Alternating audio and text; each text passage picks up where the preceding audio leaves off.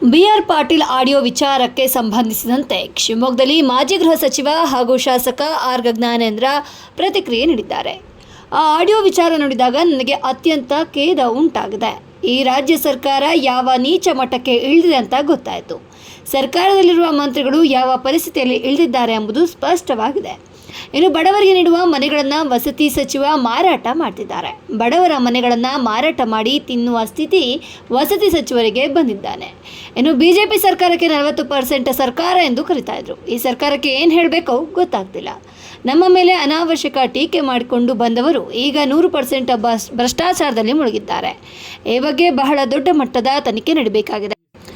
ಸರ್ಕಾರಿ ವಸತಿ ಸಚಿವ ಜಮೀರ್ ಅಹಮದ್ಗೆ ಸಚಿವ ಸಂಪುಟದಿಂದ ಕೈ ಬಿಡಬೇಕು. ಸಚಿವ ಸಂಪುಟದಿಂದ ವಸತಿ ಸಚಿವ ಜಮೀರ್ ಕೈ ಬಿಟ್ಟು ನೈತಿಕತೆ ಉಳಿಸಿಕೊಳ್ಬೇಕು. ರಾಜ್ಯ ಸರ್ಕಾರ ಜನರ ಮನೆಗಳಿಗೆ ವಿದ್ಯುತ್ ನೀಡಲು ಅನಗತ್ಯ ನಿರ್ಬಂಧ ಹೇರ್ತಿದೆ. ಮನೆಯ ಫಿಟ್ನೆಸ್ ಸರ್ಟಿಫಿಕೇಟ್ ಸೇರಿದಂತೆ ಅನೇಕ ನಿಬಂಧನೆಗಳನ್ನು ಹಾಕ್ತಿದೆ. ಸುಪ್ರೀಂ ಕೋರ್ಟ್ ನಿರ್ದೇಶನ ಇದೆ ಎಂದು ಹೇಳಿ ಜನರ ದಾರಿ ತಪ್ಪಿಸ್ತಾ ಇದೆ.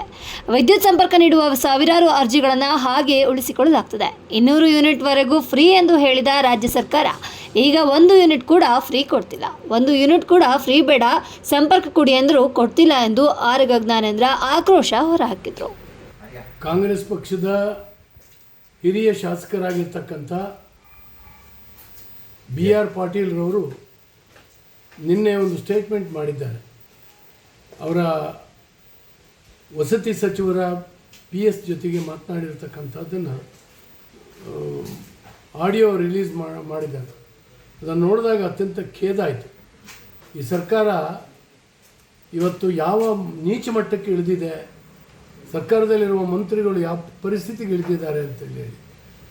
ವಸತಿ ಸಚಿವ ಬಡವರಿಗೆ ಕೊಡುವಂಥ ಮನೆಗಳನ್ನು ಕೂಡ ಮಾರಾಟ ಮಾಡಿಕೊಂಡು ತಿನ್ನುವ ಸ್ಥಿತಿಗೆ ಬಂದಿದ್ದಾನೆ ಅಂದರೆ ಈ ಸರ್ಕಾರಕ್ಕೆ ಏನು ಹೇಳೋದು ಗೊತ್ತಿಲ್ಲ. BJP ಸರ್ಕಾರ 40% ಸರ್ಕಾರ, 40% ಸರ್ಕಾರ ಅಂತ ಹೇಳಿ ಅನವಶ್ಯಕ ಟೀಕೆ ಮಾಡಿ ಇವರು ಬಂದರು ಅಧಿಕಾರಕ್ಕೆ. ಇವತ್ತು 100% ಭ್ರಷ್ಟಾಚಾರದಲ್ಲಿ ಮುಳುಗಿ ಹೇಳ್ತಾ ಇದ್ದಾರೆ ಇವರು.